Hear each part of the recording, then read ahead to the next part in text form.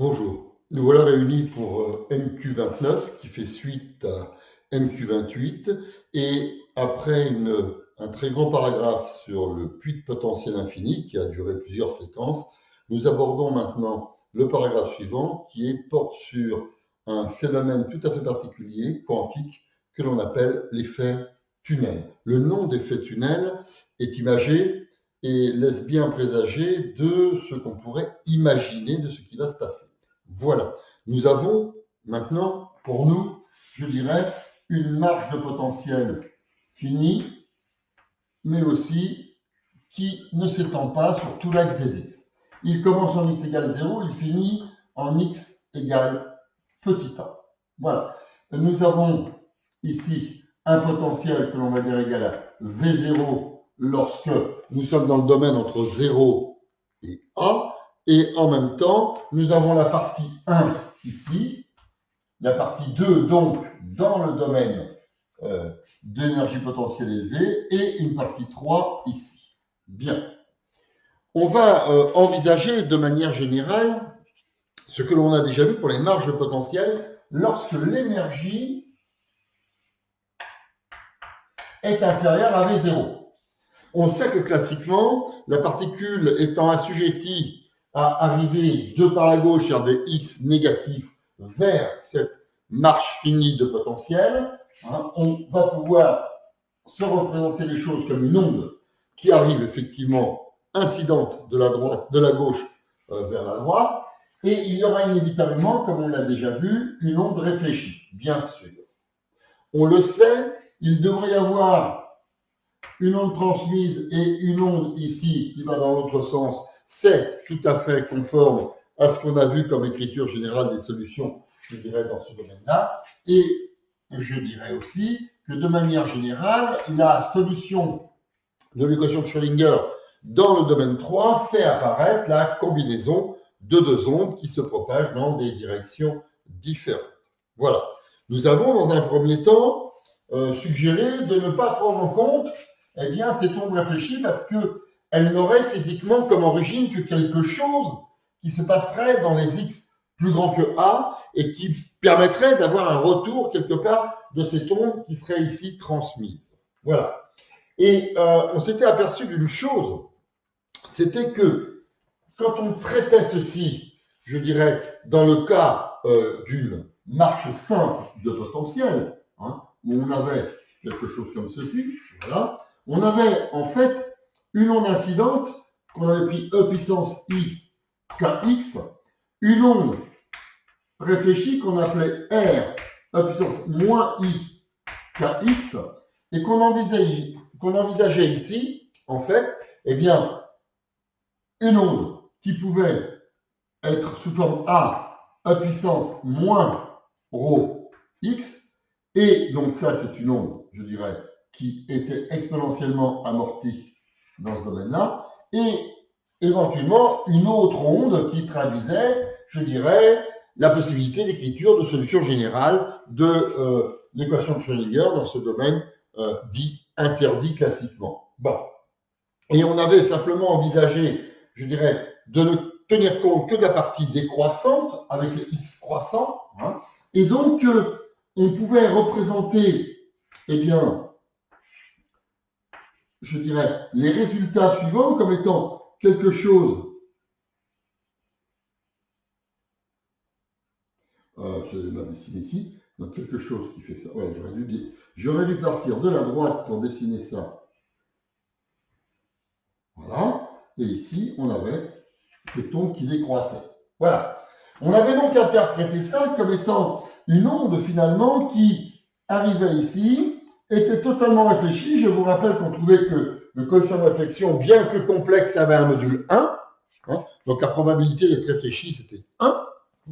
Et on avait interprété ça comme étant un voyage possible dans le domaine interdit pendant une certaine durée, ce qui traduisait ce déphasage au retour, et qui en même temps s'interprétait avec ces relations de fluctuation, d'incertitude, qui permettaient de dire si je n'ai pas assez d'énergie, je peux en emprunter, je ne sais pas à qui, mais pendant une certaine durée qui me permet avec cette énergie suffisante de faire un tour de l'autre côté, Et en fait, on était assez satisfait de ce point de vue qui nous ramenait à des idées bien claires et bien habituelles chez nous, qui nous permettaient de comprendre éventuellement ce qui pouvait se passer là, dans ce déphasage et dans ce voyage. Bien. Ceci voulait dire donc que si quelque part, eh bien, ce potentiel élevé, trop élevé, était interrompu, eh bien, ici, on avait la possibilité, malgré qu'on était dans un domaine interdit, de franchir quelque part, eh bien, cette marche de potentiel. Et donc de se retrouver avec une particule qui aurait franchi cette zone de potentiel interdite pour se retrouver dans une zone autorisée. Voilà. Ce phénomène étrange qui consiste à dire que si on n'a pas assez d'énergie pour franchir la barrière de potentiel, si elle est finie, il est très possible qu'on la franchisse quand même et la probabilité de se retrouver de l'autre côté est loin d'être nulle. Ce passage à travers une zone interdite qui se ferait par cette idée que nous avions d'un emprunt et d'un voyage qui a une durée limitée nous permettant d'atteindre l'autre frontière pour la passer pendant cette durée et donc se retrouver, je dirais, dans une zone possible après, c'est ça qu'on appelle l'effet tunnel. Comme si les phénomènes quantiques permettaient de creuser un tunnel au niveau de l'énergie possible mais insuffisante pour passer de l'autre côté. Et donc, ce phénomène a gardé le nom d'effet tunnel.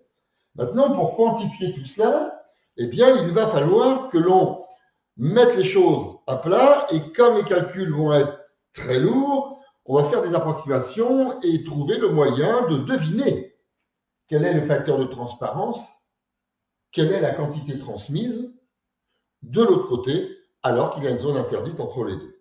Voilà. Et donc, on va envisager la chose suivante. Je reprends ce dessin qui me montre ici une zone a priori entre 0 et A, qui est une zone interdite. On a ici le potentiel des zéros et on a une énergie bien sûr insuffisante. C'est ça l'idée. Bon.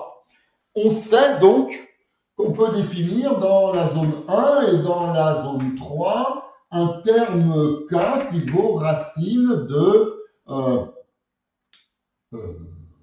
2ME sur H bar 2, que l'on peut définir un terme ρ qui vaudra racine de 2M V0 moins E, et bien là la différence est positive, sur H bar 2. Et quelle est de ces deux grandeurs, on peut écrire les différentes solutions possibles, comme on les avait, je dirais, intuitées ici. Donc, en réalité, dans la zone 1, on va prendre la zone 1 comme étant quelque chose qui est en E puissance I kx, qui va traduire une onde qui se propage dans la Schrödinger, si on n'oublie pas le terme qui dépend du temps, et qu'on prend de module 1 ici. Je vous rappelle que dans ce cas-là, il n'est pas question de chercher à normaliser la fonction d'onde. Voilà. Plus un terme qu'on appelle R, E puissance moins I kx, qui traduit, je dirais, une onde aller, une onde retour. Bien. Bon.